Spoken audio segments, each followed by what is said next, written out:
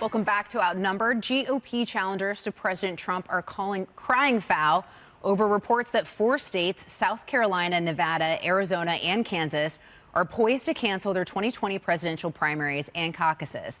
That would significantly hinder even a long shot against Trump for the GOP nomination.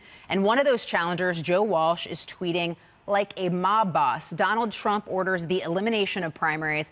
This is wrong. This is undemocratic. This is what a political party does when it serves a king. Another GOP candidate, Bill Weld, also tweeting, Donald Trump, by turns arrogant and paranoid, has made no secret of the fact that he wishes to be crowned a president rather than elected. That might be fine in a monarchy, but we overthrew ours 2 centuries ago. Politico reporting that states are expected to finalize the cancellations in meetings this weekend. Also worth noting, both parties have canceled presidential primaries in some of those states in the past, going back to at least 1984. Brian, I'm going to start with you.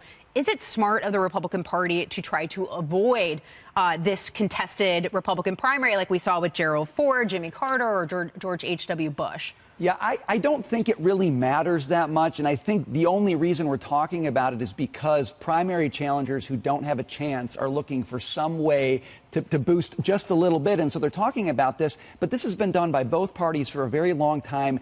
Are we really talking about a serious primary challenger to President Trump? Why would the party want to spend the money and time dealing with that if you're not? And we just don't have a serious primary. Well, and just to that point, why is it getting so much attention? Because we saw in 2012 with President Obama, also with George W. Bush, states canceling their primaries and caucuses similarly.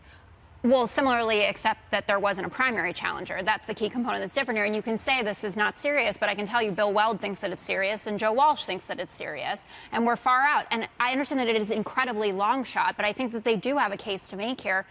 Just saying both sides have done it when there was no competition, it's not a fair comparison. President Trump says that these guys are jokers and he doesn't fear them at all.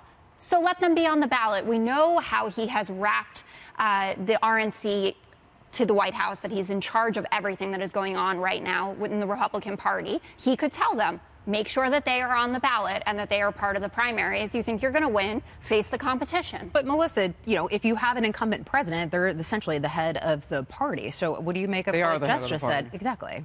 They are the head of the party, but I think all debate and all conversation should be welcomed and encouraged. And so that's what democracy is about.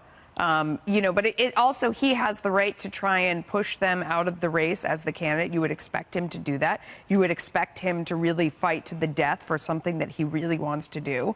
So I don't know. I can see both sides of this issue. I think he should try and shove them out, and I think they should be welcome. Harris? Yeah, I mean, it's not that anybody on that screen would be able to beat Donald Trump.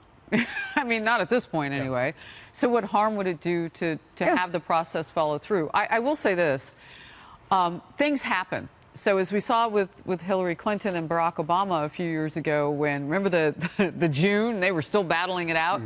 And then came out the Reverend Wright tape, and things can happen. And what I would hope for any party, but in this case Republicans, is what if President Trump, I don't know, what if he has a mind change? What if something were to happen before that election point?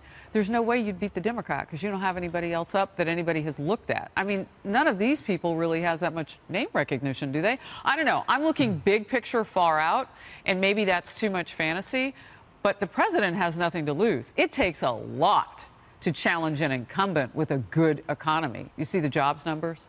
Brian? But even if we go this route, even if you don't have the primaries, look, if this is a bad decision and Republican voters don't like it, then they won't show up at the polls. Exactly. They'll be so, like, the president, this is not risk-free for the president. They've thought about this, right. And I think they've just come to the conclusion, I don't think Republican voters care if we have these primaries because these are not serious challenges. That's interesting, too. Well, we'll leave it there.